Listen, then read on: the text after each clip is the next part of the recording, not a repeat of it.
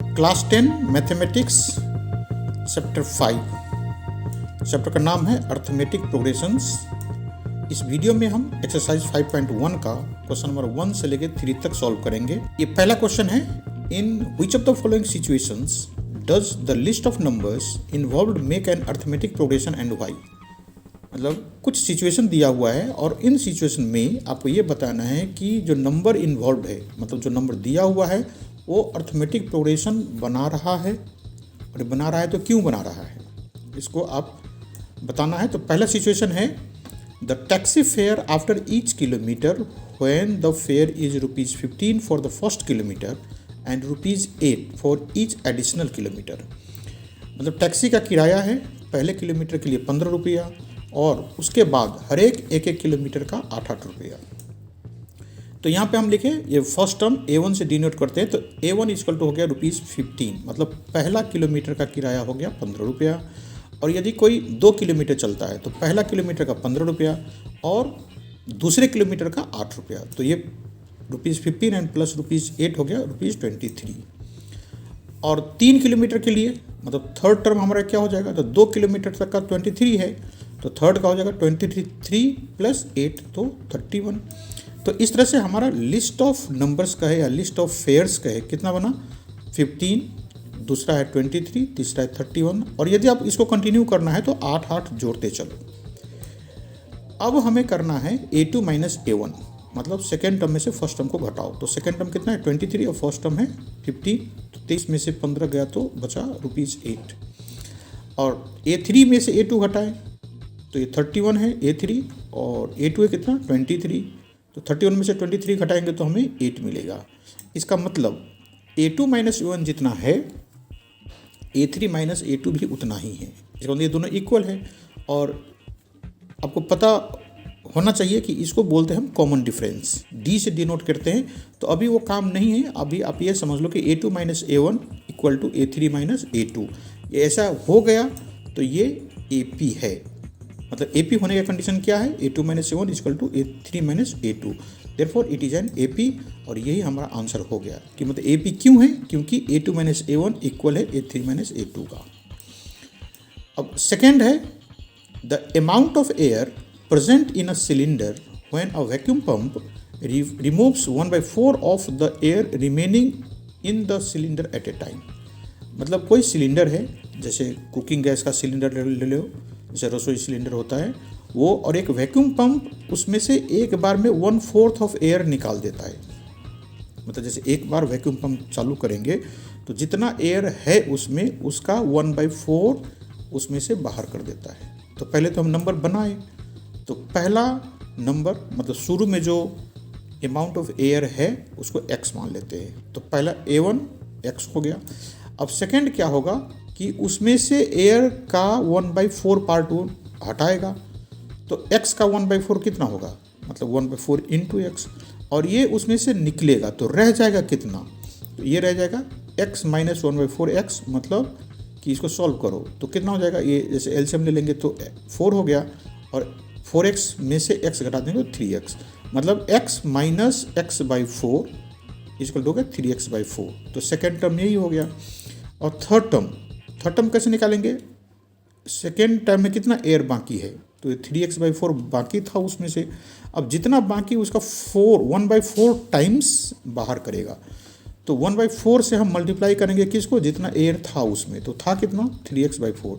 मतलब 3x/4 को 1/4 से क्यों मल्टीप्लाई किया है, क्योंकि 3x/4 अभी है उसमें और 1/4 निकलने वाला है। तो इसको 3x/4 को 1/4 से मल्टीप्लाई करके हम माइनस करेंगे 3x/4 से, तो ये रह जाएगा कितना 3x/4 माइनस ये, इसको मल्टीप्लाई कर दो तो 1 इंटू 3x हो गया, नीचे 2 बार 4 है तो 16 हो गया। इसको सॉल्व करें तो 16 एलसीएम लेके ये ऊपर में हो जाएगा 12x माइनस 3x, तो ये हो गया 9x/16। तो मतलब क्या हो गया, यदि शुरू में यदि एयर का अमाउंट x है और उसमें से 1/4 माइनस करेंगे तो बच जाएगा 3x/4। अब थर्ड टाइम में इसका 1/4 हटाएगा तो हमारे पास रह जाएगा 9x/16। तो अब लिस्ट ऑफ नंबर्स बनाए, तो पहला टर्म है x, दूसरे टर्म है 3x/4, और तीसरे टर्म है 9x/16। और इस तरह से, क्योंकि इसमें ज़्यादा काम है तो अब ये 3 पे ही छोड़ देते हैं। अब हम देखते हैं कि a2 - a1 कितना होता है।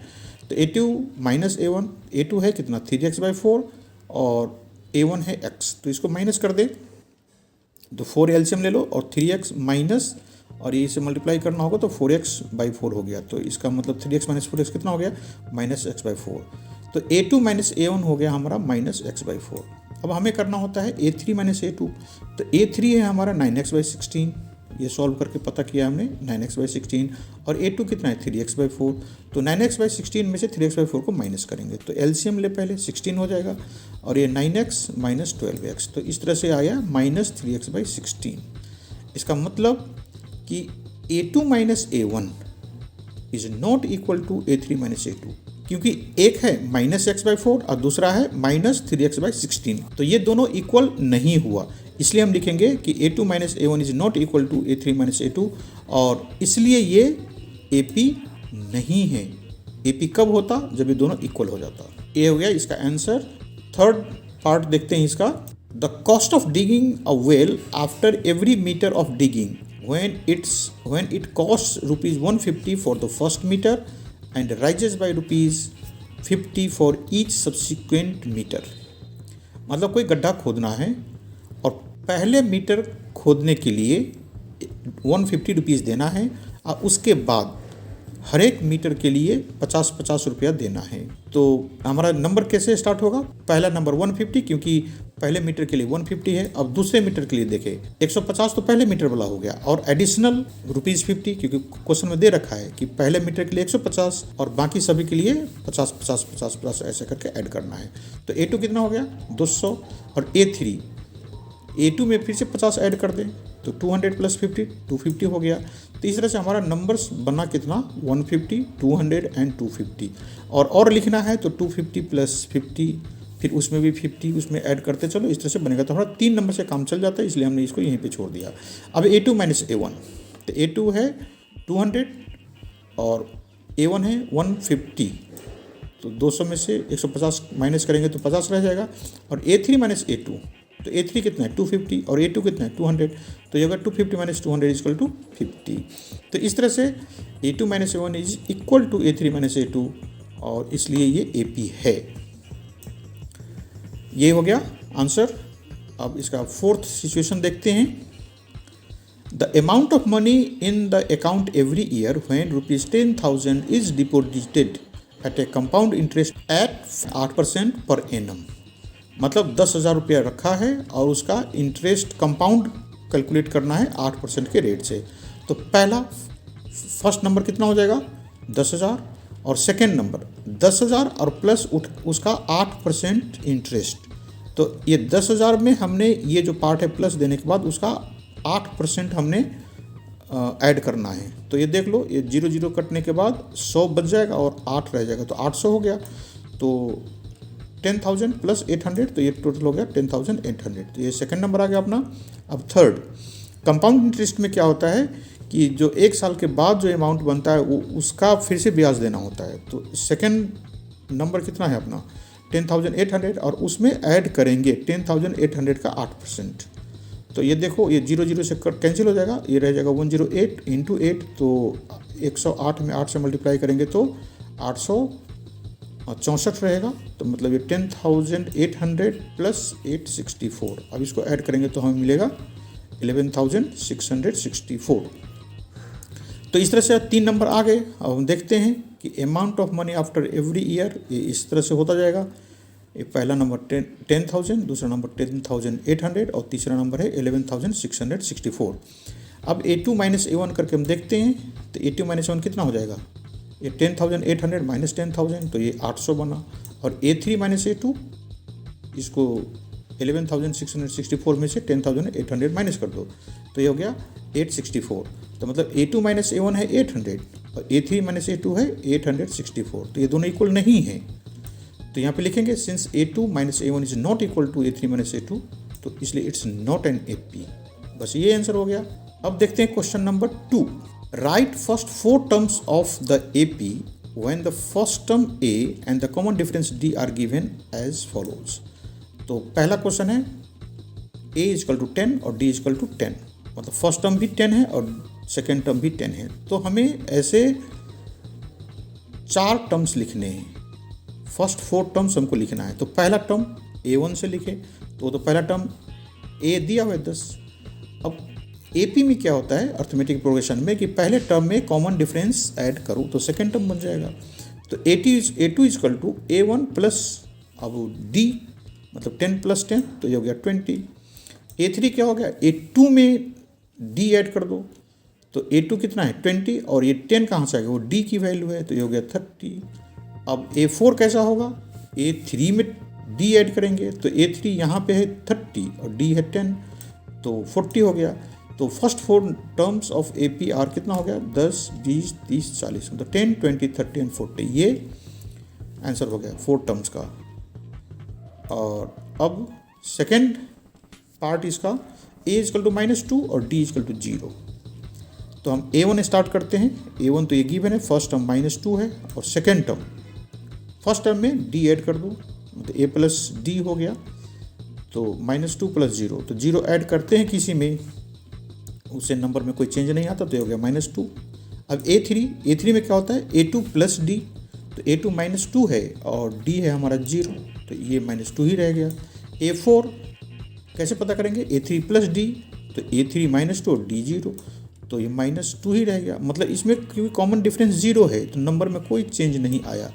Therefore first 4 terms of APR -2 -2 -2 -2, 4 बार -2 हो गया। ये ऐसा क्यों हुआ, क्योंकि डिफरेंस कुछ था ही नहीं, डिफरेंस 0 था इसलिए नंबर नहीं चेंज हुआ। तो यही हमारा आंसर हो गया। इसके थर्ड पार्ट देखते हैं। थर्ड में है A इजकल टू 4 और D इजकल टू -3।